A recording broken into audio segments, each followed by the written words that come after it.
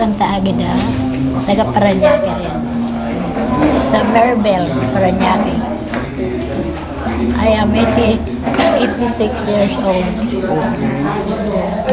Anong masasabi mo sa narinig mo kay Chip ngayong araw? Lahat ay nagustuhan ko kahit sa radio, hindi ko talaga iniiskipan yung kanyang yung schedule na tuwing gabi.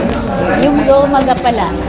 Lalo na naging personal na, at least nandito na siya. Kaya everyday sinasabi ko, samahan mo ako doon. Ibang pakiramdam sa boses at saka personal mong Yes. Opo. nakita. Parang matanda siya sa radyo. Pero dito, parang Bata pa pala. Bata pa pala, no? Okay. Saka may Anong may maintenance ngayon or ikaw? dati may maintenance ako. Oo.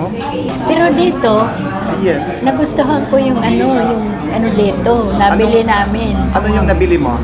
Yung coffee. coffee na mayroon, oo. Basta lahat ng Yung nabili yung namin. para sa yung nga, yung dito, sa mga Sa joints. arthritis. Herbamix? Yun Oo. talaga importante ko. Yun talaga ang important kasi nang iniinda niya palagi. Yung kanyang tuhod na namamaga.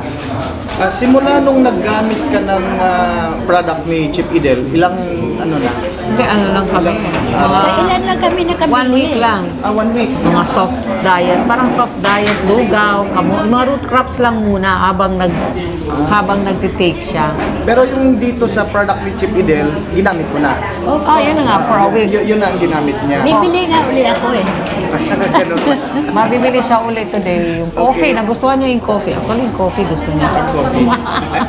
Tsaka yung tsaa. Tsaka maganda. yung tea. Oo. So yung sa iniinda mong tuhod, may tulong ba yung nainom mo na product ni Chip Idel? May kaunti pa lang. Hindi yung Kasi gusto ko talaga gumaling.